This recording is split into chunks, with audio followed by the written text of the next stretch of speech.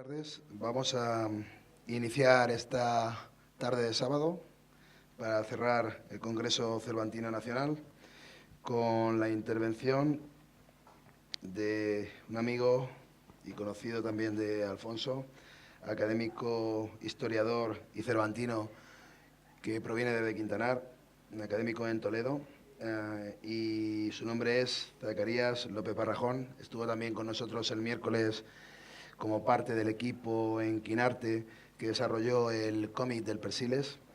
Y bueno, pues hoy vamos a escucharle atentamente sobre una ponencia que a mí cuando me la sugirió me pareció pues como un poco las que más me sorprendieron fuera del contexto fueron las de Eduardo, que está por aquí, del tema del humor, y la de hablar de unos personajes que son en este caso los perros que aparecen continuamente en la obra de Cervantes y, por qué no, en el Quijote. Además, dos directamente muy relacionados con la población vecina de Quintanar. Y bueno, pues nos va a hablar sobre exactamente esos perros y algunos más, entiendo. Barcino y Butrón, los perros del Quintanar y otros cánidos en la obra de Cervantes. Sin más dilación, porque vamos un poquito tarde de tiempo, pues le paso la palabra a Zacarías, agradecerle que esté aquí compartiendo esta tarde con nosotros, que hable de este tema y bueno, pues bienvenido a nuestro pueblo y cuando quieras. Muy bien, buenas tardes. Lo primero, disculpar por la tardanza, ajeno a nuestra programación. Ha sido culpa mía. Suele decir, pero bueno, creo que había gente esperando y lo suyo también es disculparnos todos un poco. Agradecido al Ayuntamiento de Quero por contar conmigo, a Víctor Raúl, director de las jornadas, y bueno, pues como dije el miércoles, pues casi como en casa porque hay amigos aquí y otros amigos que han venido de Madrid, de Quintanar, mi hermano Mario también. Y bueno, pues como decía Víctor Raúl cuando me propuso la participación, pues la verdad que era un tema que tenía, digamos, un poco en la recámara y con muchas ganas de que viese la luz.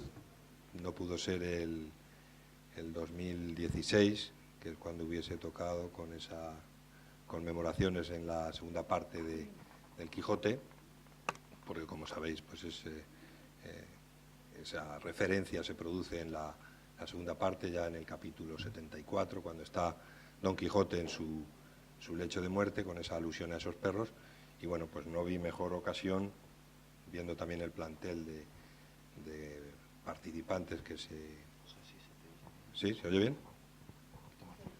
Que se proponía, pues me pareció que traer algo novedoso, porque bueno, pues la verdad es que he encontrado muy pocas referencias al mismo tema que hago yo, algo muy, muy escaso, disperso, pero me parecía que también Quintanar le debía algo a estos animales y bueno, pues ahí va ese homenaje.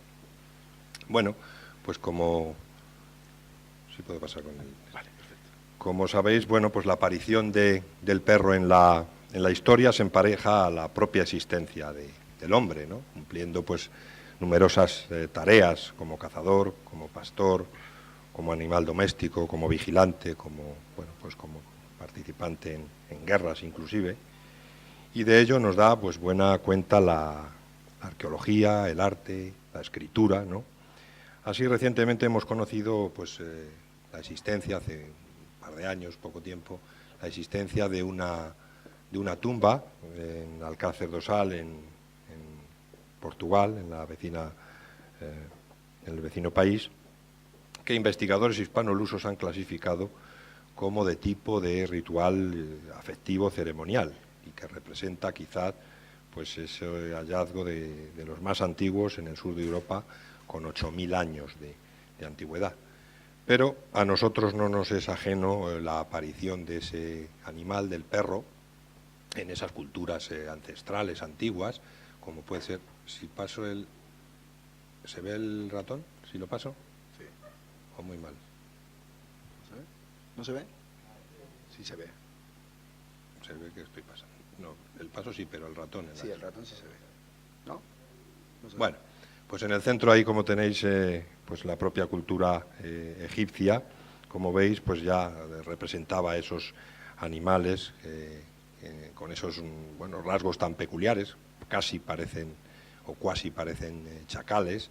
En ese centro vemos al dios Anubis, que tenía ese cuerpo de perro y cabeza de chacal también, y entre la población era considerado como un animal sagrado. Inclusive si fallecía se guardaba luto los amos rapándose la cabeza. No hace falta que lo hagáis ninguno de los que tenéis por ahí perro ni nada de eso, esto lo hacían los egipcios, ¿no?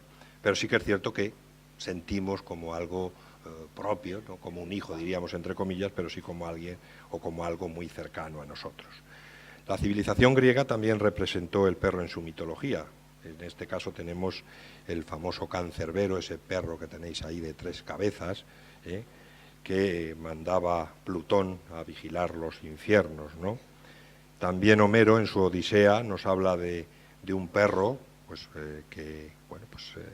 famoso también, Argos, el que localizó o el que se dio cuenta de ese Ulises en su regreso a Ítaca, a su casa, ya con ese aspecto de vagabundo, de haber pasado mucho tiempo, pero él lo reconoció enseguida, ¿no?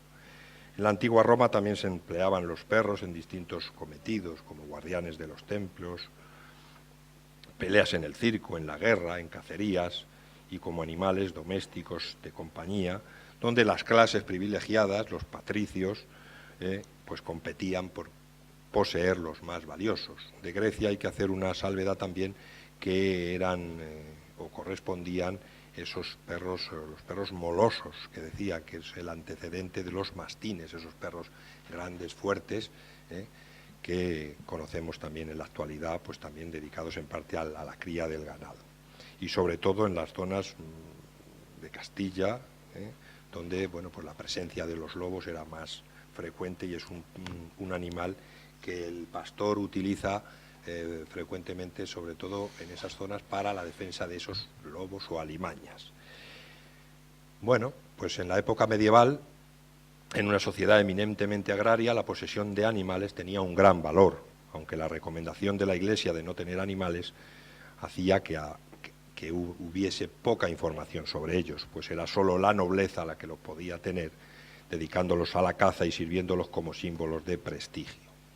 No olvidemos que también la Iglesia, con gran poder y fuerza también en esa época medieval, se ayudó del perro para la representación iconográfica de sus santos. Ahí tenéis a San Roque, con el perro al lado, el famoso dicho, el perro de San Roque no tiene rabo.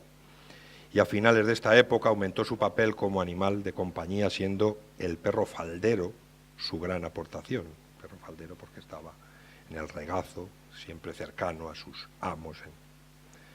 Y los niños podían tener también en su regazo.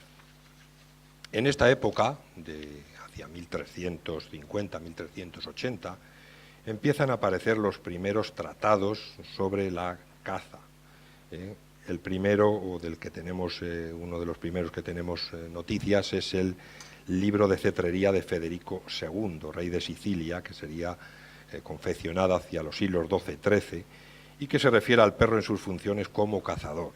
Tal es el caso del dedicado a la caza por Gastón III, conde de Foix, que un siglo más tarde, en el XIV, dicta a un escriba, recogiendo sus experiencias y enseñando sobre su gran pasión, la caza. Tuvo muchísimo éxito en la época a tenor de las copias manuscritas que se realizaron del mismo. Ojo, copias manuscritas. Y mucho éxito, es decir, que hizo bastantes, y eso costaba tiempo. Incluía consejos sobre la naturaleza del lebrel, del mastín, del perdiguero o del alano, que eran las diferentes razas que existían y que ya en esa época se conocían. No hay que olvidar que de similares características encontramos, ya en nuestra querida Castilla, las referencias en el libro de la caza del infante don Juan Manuel, escrito a principios del siglo XIV, hacia 1329, que aunque incompleto aborda en 5 capítulos distintos aspectos de este arte de reyes y nobles. Divide a la obra en 3 partes: la cetrería, la geografía cetrera y montería, presentado de manera teórica y práctica en el arte de la cetrería y las diferentes formas de la caza. Como podréis pensar, en estos manuales o libros sobre la caza siempre existía, normalmente existía alguna alusión a el uso, cuidado, mantenimiento de los perros, cómo no. Más importante que el anterior sería el libro de la Montería de Alfonso XI, al menos inspirada y corregida por él la obra, aunque no de autoría contrastada, que continuando la gran labor cultural de su abuelo, Alfonso X el Sabio, quien ya en sus famosas partidas, o 7 partidas, que teníamos por ahí en el centro la portada de la obra, hacia el siglo XIII, recomendó la caza y la cetrería como actividades más adecuadas para nobles y reyes, aunque en las cantigas de Santa María, que las teníamos por ahí en el centro,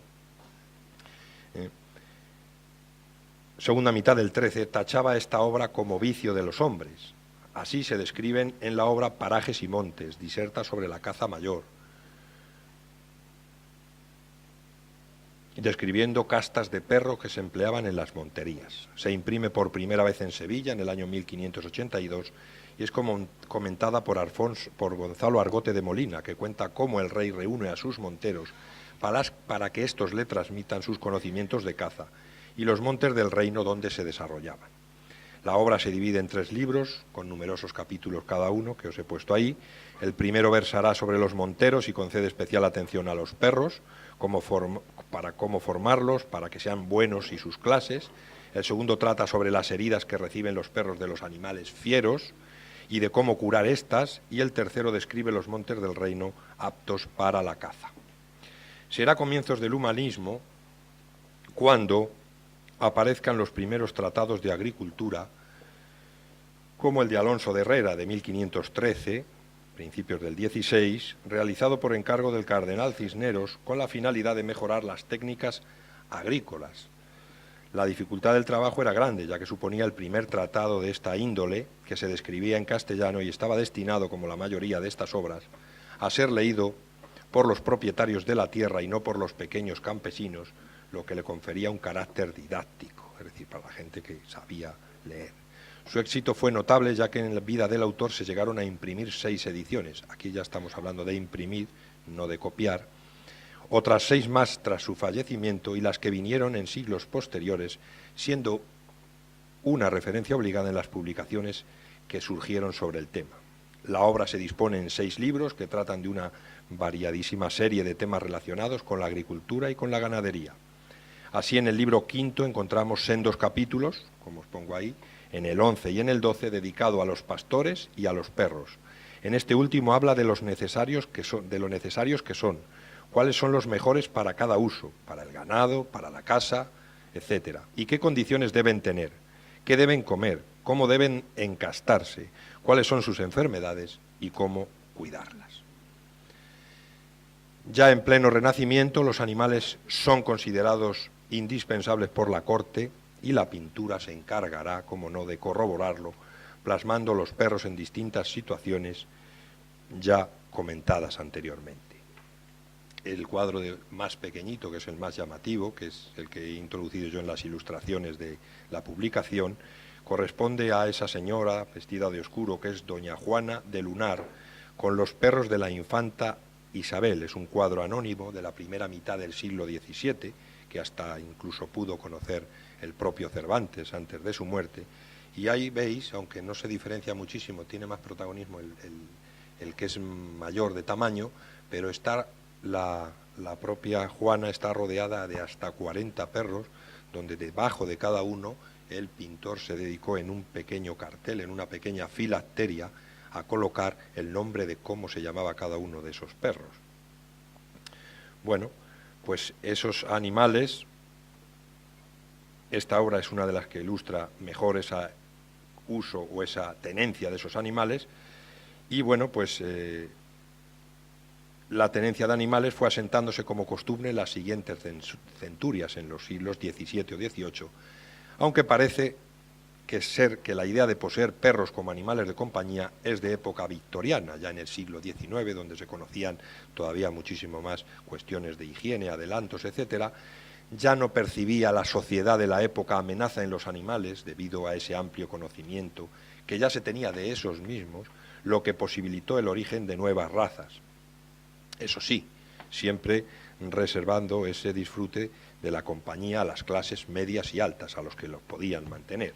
A partir de aquí la presencia del perro y todo lo que lo rodea en la vida del hombre ha sido mucho mayor.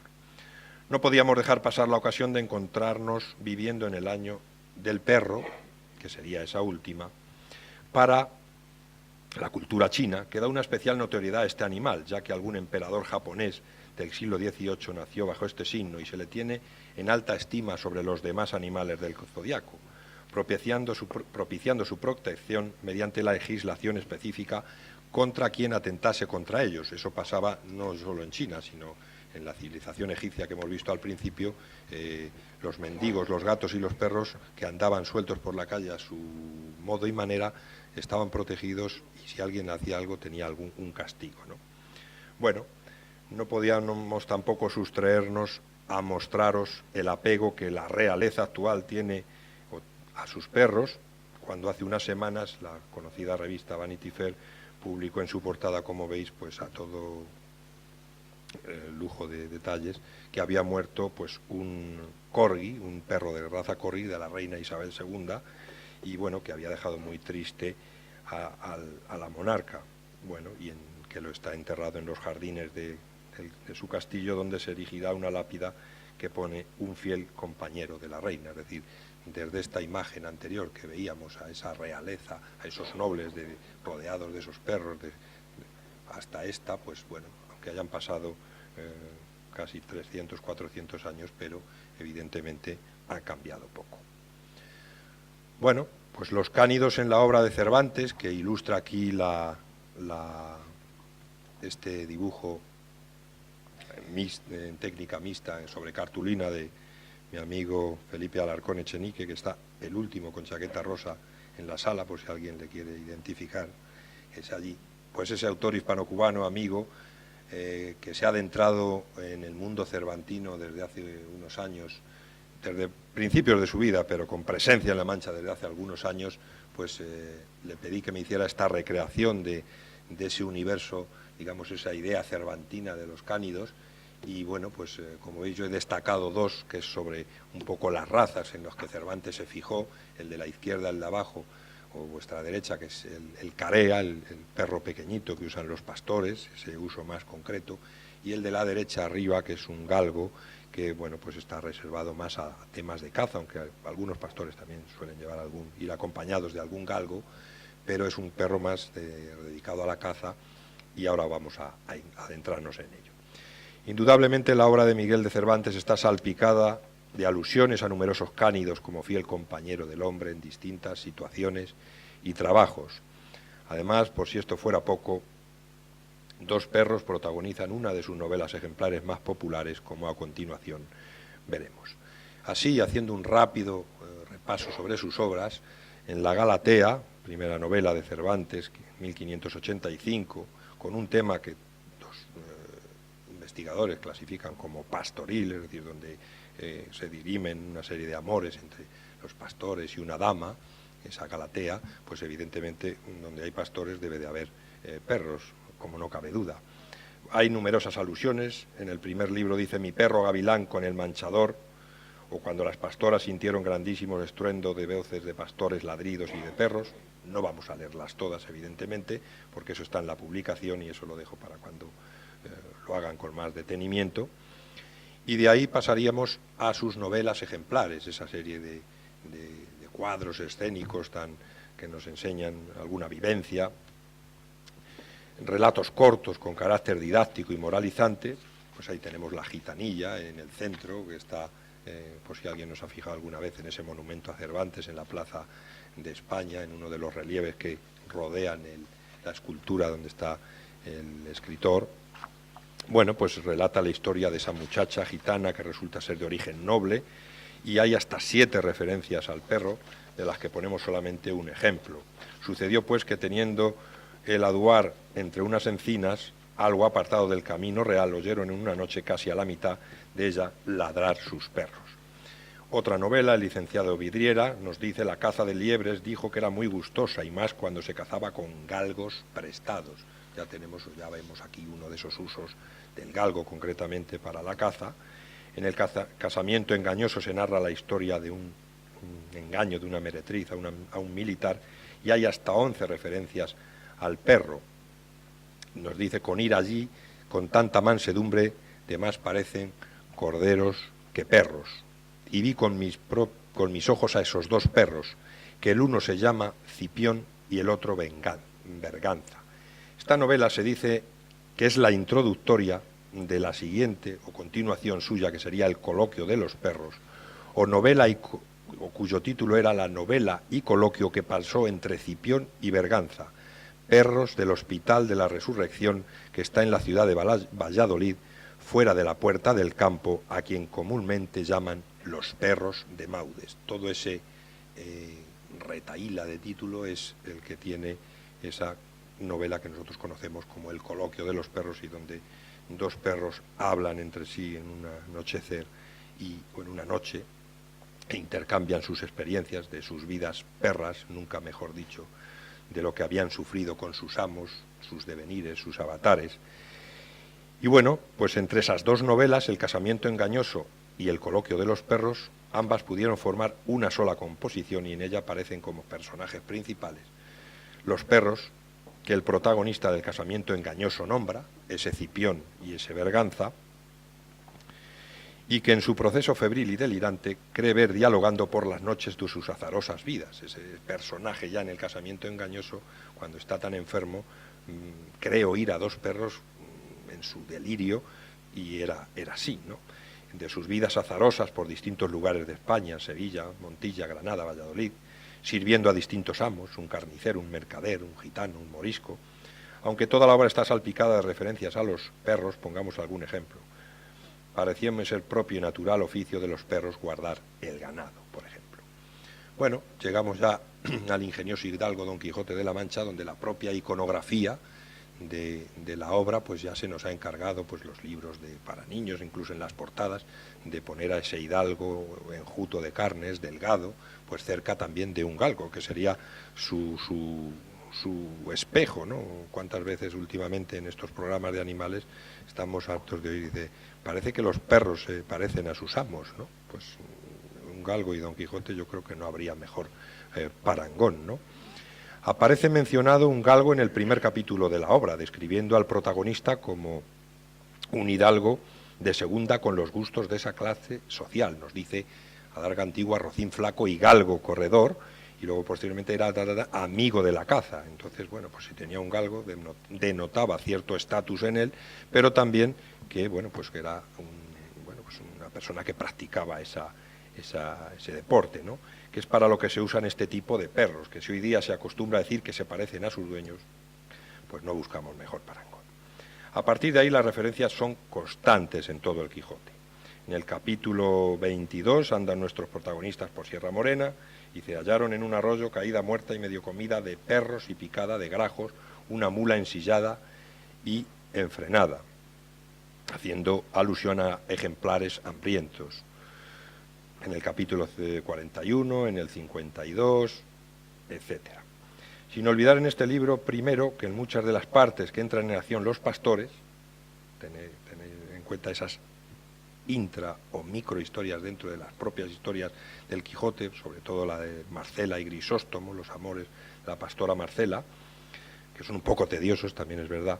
En este libro pues se cita pues a los pastores que van, a los cabreros que se los encuentra, que cena o que come con ellos y tal. Pues evidentemente no va a ser difícil encontrar ahí pues una alusión a que haya un perro por allí comiendo, merodeando, ladrando, molestando, o entran al toboso y se oyen ladridos, etcétera. La segunda parte, el ingenioso caballero Don Quijote de la Mancha,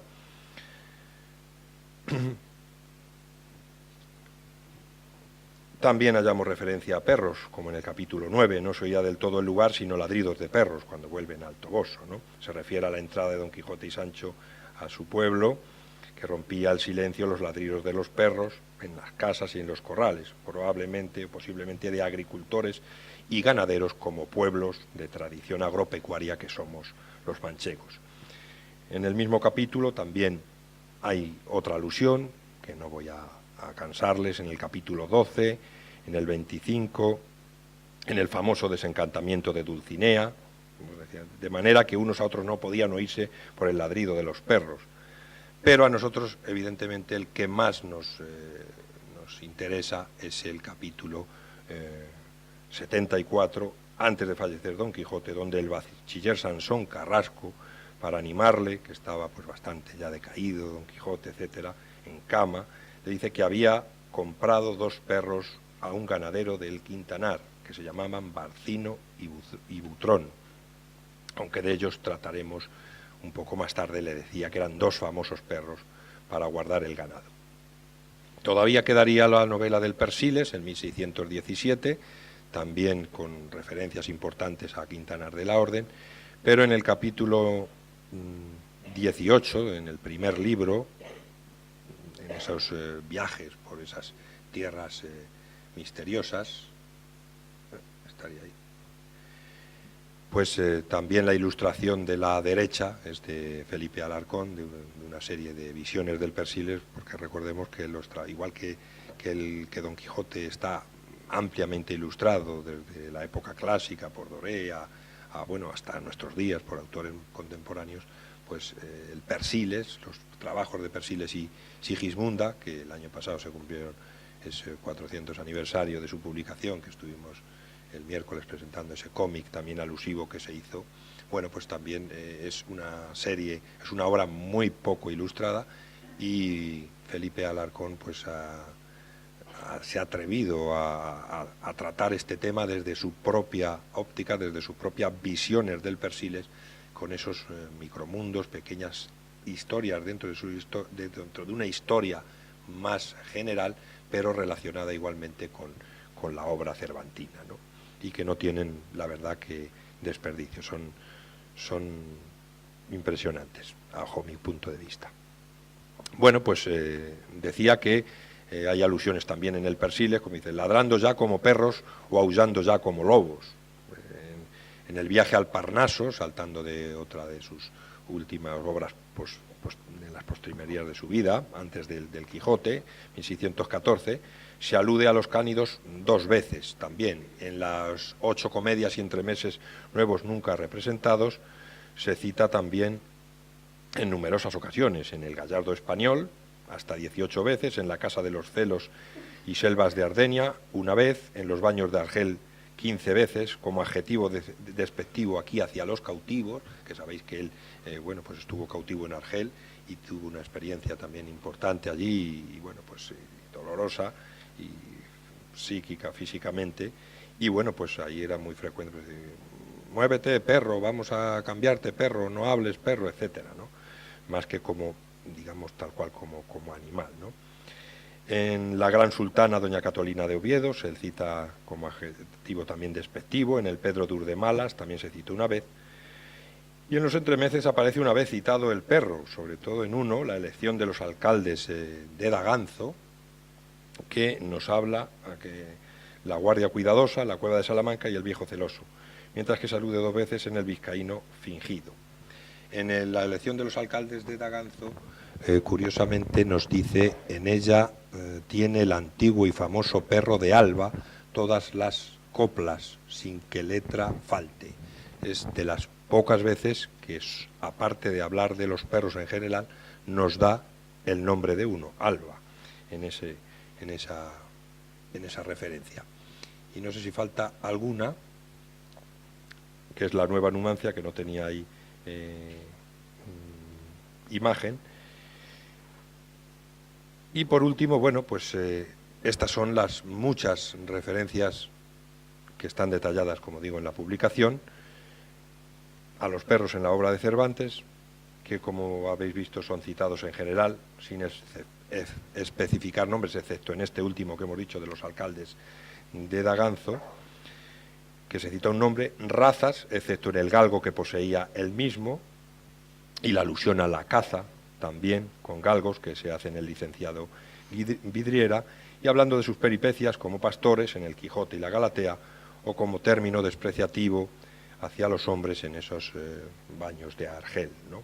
Mención aparte merecen los protagonistas del coloquio de los perros, de los que se ha escrito mucho y nosotros no vamos ahondar más en ello, que en sus diálogos ejecutan una verdadera crítica social con tintes de picaresca, como hemos dicho, en ese diálogo entre esos dos animales que se cuentan su vida y sus peripecias uno a otro.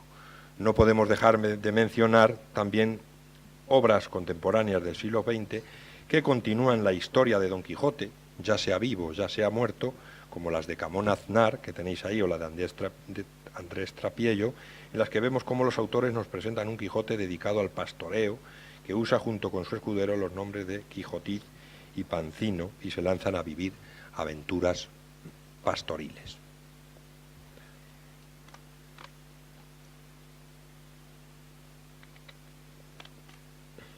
Perdón. Bueno, entramos ya en el meollo del asunto, después de esta introducción, en esos perros del Quintanar, Barcino y Butrón, que nos ilustra esa imagen de Pepe Romagosa, de la famosa serie de Don Quijote, que echaron en televisión, que pusieron en televisión española, y como veis ya en ese lecho de muerte, si os fijáis, un galgo, el propio galgo de Don Quijote, que supo colocarlo ahí el autor a los pies de su cama, ¿no? Bueno, para el último lugar hemos dejado este apartado que trata de los perros que aparecen en el capítulo 74 de la segunda parte, como hemos dicho, del Quijote, y que ya tenía comprados de su propio dinero dos famosos, que ya tenía comprados de su propio dinero dos famosos perros para guardar el ganado, uno llamado Barcino y el otro Butrón, que se los había vendido un ganadero del Quintanar. Bueno, como ya sabrán, la localidad a la que se refiere, que es Quintanar de la Orden, en la actual provincia de Toledo, que también aparecía ya citada en el capítulo 4 de la primera parte, cuando se nos decía que descubre a un labrador, Juan Aldudo el Rico. En esa imagen, en este caso, la ilustración de la derecha es de Tomás Verdugo, mi compañero del grupo Guinarte, que bueno, pues que supo también plasmar la idea de este personaje, de este labrador ganadero rico del Quintanar, pues también fijándose, por decirlo de alguna manera, o teniendo como modelo un personaje real, un labrador de Quintanar que existe y vive todavía, que es amigo suyo y fue el que le puso esa idea, ¿no? Esa apariencia que tenemos ahí.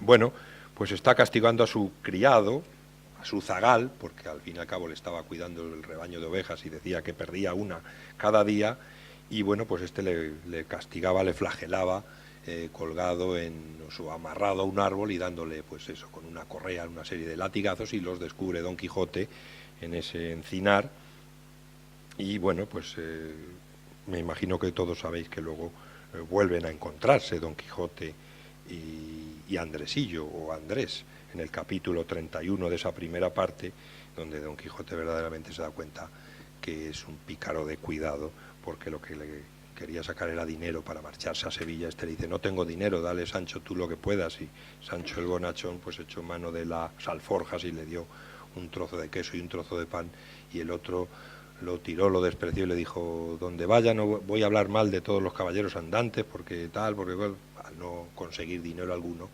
Y Don Quijote quiso arremeter contra él, y Sancho le paró y dijo: déjele vuesa merced que se marche.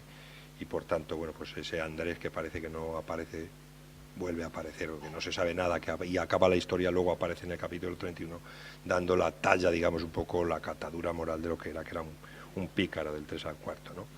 Bueno, pues en ambas referencias existe la interesante coincidencia de que se alude al tema de la ganadería. Pues en la escena de Andrés, esta del capítulo 4, su amo se le identifica como un labrador, aunque al mozo se le castiga por perder algunas cabezas de ganado, ovejas, por lo que la dedicación de Juan Aldudo podría ser la de una explotación, diríamos hoy en términos más modernos, agropecuaria, es decir, agricultura y ganadería. Mientras que en el caso de los perros mencionados en el último capítulo, se explicita que su destino iba a ser el pastoreo, ya que los había comprado a un ganadero de Quintanar y además tenía fama por algo. Dijo: son famosos, quizá porque sus dueños los criaban muy bien para el desempeño de su labor. Bueno, ahí tenemos una fotografía de una difusión que hicimos el año pasado a través de esos dos personajes, de Andrés, que que es el cuadro más al fondo, el que no hemos puesto, y Juan Aldudo en los centros educativos de Quintanar de la Orden, bueno, pues como una idea de que a través del arte, de la pintura, bueno, pues conocer unos personajes y una obra entre los escolares, que la verdad que estuvo bastante interesante, y bueno, pues como venía, esas dos imágenes venía un poco al pelo, pues así la ponemos. Volvamos a los perros, a Barcino y a Butrón, pues en algunas ediciones anotadas aparece una breve descripción de los mismos, diciéndonos que sus nombres son usuales para perros, teniendo Barcino el pelo canela y blanco mezclados, muy parecidos a la definición que nos da la RAE, la Real Academia Española de la Lengua, que nos dice: dicho de ciertos animales, especialmente de perros, toros y vacas, de pelo blanco y pardo, y a veces rojizo. Ese sería Barcino, y Butrón sería de un color leonado, nos dicen algunas notas como la de Francisco Rico, que el Quijote que nosotros hemos empleado, como el buitre. En cuanto a la significación de estos nombres, se ha barajado algunas teorías, como la que pudiera referirse a Lutero y a Calvino, un poco enrevesada, que combinando los nombres de sus letras y por el comportamiento del bachiller Sansós Carrasco como un pastor protestante pudieran tener algún tema religioso como trasfondo esos nombres. También pudiera ser que Barcino se denominara así Barcelona, la antigua Barquino, en época romana. Y Butrón podría ser, como todos sabéis, pues una oquedad, un hueco que se hacía en el suelo o en una pared para ventilar las cuevas del vino, relacionarlo con el término bruto también, alterando las letras. Esto en Cervantes no deja de ser siempre un enigma, aunque como sabéis, pues Cervantes no deja nada al azar. Sea como fuere, lo que sí es cierto es que el nombre ya de Barcino, eso sí, ya lo usa Cervantes en el coloquio de los perros, porque uno de ellos, cuando están hablando, Berganza le dice a Cipión: y asimismo me puso de nombre y me llamó Barcino, y me decía: al lobo, Barcino, al lobo. Es decir, Cervantes no usa el nombre de Barcino en el Quijote la primera vez, ya lo había usado en la novela ejemplar de El coloquio de los perros. Este recurso no es tampoco ajeno a Cervantes, porque el autor en la misma novela cita a otro personaje que también luego nos sonará, Monipodio, del que dice: a quien llaman Monipodio, era encubridor de ladrones y pala de rufianes. O en el capítulo 12 nos habla que también se refiere al padre de Marcela, la pastora que citábamos antes, que nos dice que era Guillermo el Rico, mientras que Juan Aldudo también se nos dijo que era Juan Aldudo el Rico. Es decir, el repetir algún tipo de nombre, sobrenombre o apodo, pues Cervantes lo utiliza como un recurso literario. Sin duda se está refiriendo a dos ejemplares del tipo Carea. Esta es una ilustración de Virginia Sierra, que en el año 2016 se utilizó para hacer una exposición sobre el Quintanar de Cervantes, y bueno, pues una peculiar visión de los dos ejemplares de los que estamos hablando, de los que igualmente, como pasaba en la obra de Persiles, que hablábamos de Felipe Alarcón, igual que esa obra que veíamos antes suya de los perros, pues tampoco hay mucha producción relacionada con esas ilustraciones. Estamos acostumbrados a ver mucha ilustración relacionada con numerosas escenas del Quijote. Evidentemente todo no está ilustrado, pero más bien poco relacionado con este tema, ¿no?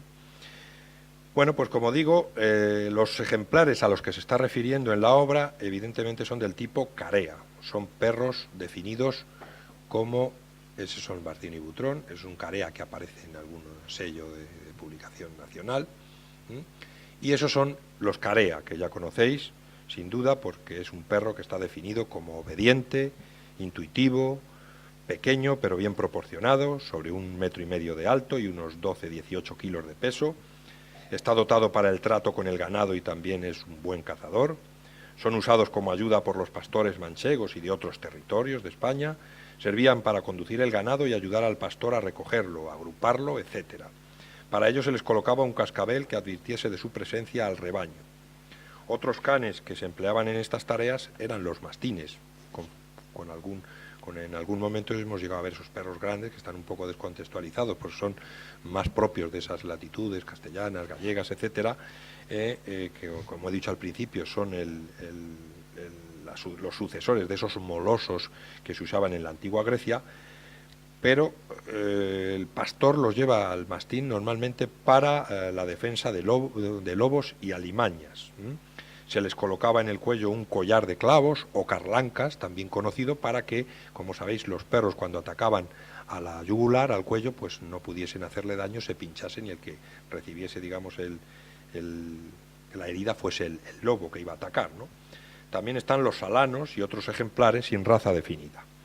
Lo importante es que estos perros carea, para ser buenos, procedieran de buenos ancestros, es decir, de buenos padres, y tuvieran el pelo largo, suelen decirse, y 7 uñas en las patas traseras, pues había más posibilidades de que se desempeñaran bien su oficio, para el que el pastor llevaba de 3 a 5 ejemplares, según las cabezas de ganado que manejase, ya que si no servían, el pastor los echaba de su lado, y si por el contrario eran demasiados fieros con el ganado, se los sacrificaba, es decir, no podían ser ni muy agresivos, tampoco podían ser mansos. La importancia de los perros ha sido destacada por numerosos tratados, como ya vimos, en la Edad Media, pero en épocas también posteriores la encontramos en obras que ponen de manifiesto la trascendencia de estos animales en sus trabajos. La obra de Daubenton nos desgrana en su segundo capítulo, Perros y Lobos, numerosos aspectos relacionados con la enseñanza de estos, las mejores razas para el pastoreo, etc. Estas ideas también las recoge, esos 2 facsímiles que podéis encontrar, alguno inclusive en PDF en Internet. Estas ideas también las recoge Manuel del Río en su Vida pastoril, donde nos habla de la utilidad de los perros, el número necesario, su higiene y medicina de los mismos. Quitarles el moquillo, por ejemplo, era un arte para los pastores, ¿no? La vida pastoril, no obstante, se remonta a la Edad Media, donde hay un gran desarrollo. En Castilla constituyó uno de los principales recursos de la corona, pues en el comercio de la lana se obtenían importantes beneficios. De la gestión de esa actividad se encargaba el honrado Concejo de la Mesta, creado hacia 1270, tenéis su escudo ahí, una institución que agrupaba a ganaderos, pastores castellanos, defendiendo sus intereses, velando por el cumplimiento de las normas o fueros que las regían y vertebrando la actividad de la transhumancia a través de cañadas, cordeles, caminos y veredas. Y dentro de la Mesta existían unas ordenanzas específicas para la protección de los perros contra el maltrato de sus amos, que si las transgredían podían ser sancionadas con una multa en dinero o en cabezas de ganado. En La Mancha, el tipo de ganado que se daba era mayoritariamente el ovino, que se extendía por los territorios de la Orden de Santiago, aunque aquí estamos en territorio sanjuanista, no hay que olvidarnos, que legislaba en cuestión de pastos. Ojo, estamos en territorio sanjuanista, pero una fiesta principal de Quero es en honor a Santiago, así que ojímetro. En la Orden de Santiago, que legislaba en cuestión de pastos, en el caso de Quintanar, cohesionado por algunas de las cañadas que por él pasaban. La Real de Cuenca, tenéis ahí el mapa, la Real Soriana Oriental, la Real de Alcázar, el Cordel de los Serranos y numerosas veredas locales por las que aún se pastorea. Bueno, para concluir, no mucho más por el retraso que llevamos, el pastoreo en La Mancha, esa foto es de 1970, la que tenéis a vuestra derecha, esos pastores todavía de Quintanar, con los perros careas que se ven por ahí al fondo, a la izquierda, a la derecha vuestra, y bueno, pues a la derecha me imagino que sabéis quién es el pastor de aquí, de Quero, Alfonso Toldo, si no recuerdo mal, con el que he tenido alguna charla en más de una ocasión. Y bueno, pues con esta charla hemos querido que el lector aprecie la estrecha relación del hombre con el perro desde los albores de la humanidad, quizá por su fidelidad, y como distintas disciplinas, la arqueología, el arte y la escritura se han encargado de dejarnos abundante información y representación de los perros en las numerosas situaciones en las que se les ha empleado, la caza, el pastoreo, la guerra, la vigilancia, o como animal doméstico de compañía. La obra cervantina, como habéis visto, no está exenta de la aparición de este animal en distintas situaciones, aunque la que destaca por encima de las demás es su empleo como perro pastor del ganado. Buen ejemplo son esos Barcino y Butrón, esos perros del Quintanar, aunque en Quintanar, bueno, pues todavía hemos seguido tirando del perro para algunas cosillas. Ahí tenéis el anagrama del famoso Chocolates Nieto con ese perrito ahí del maestro Asensi que tenemos, y esa, bueno, pues pintada, diríamos, ese graffiti que tenemos cerca de la biblioteca: si los perros ladran, Sancho, es señal de que cabalgamos. Ojo, porque esta frase nunca la dijo Cervantes, ni se le atribuye a sus personajes en el Quijote, pero sí están representados ahí un poco la idea.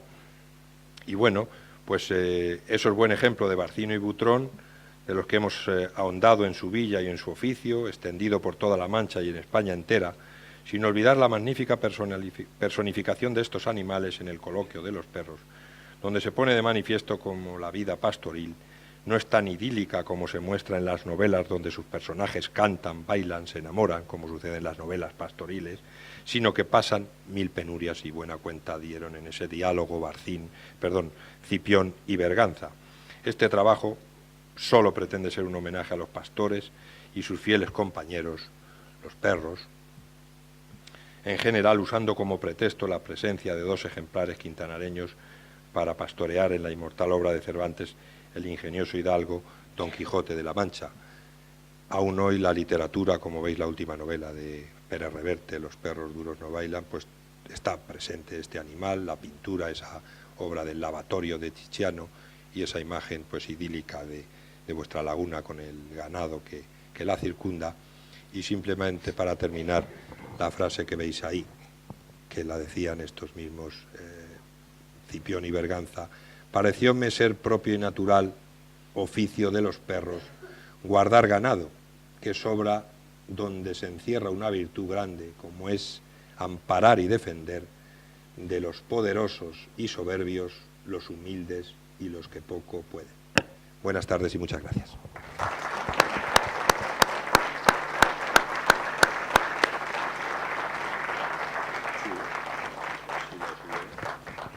Muchas gracias, Zacarías, por tu aportación y por tu homenaje a los cánidos.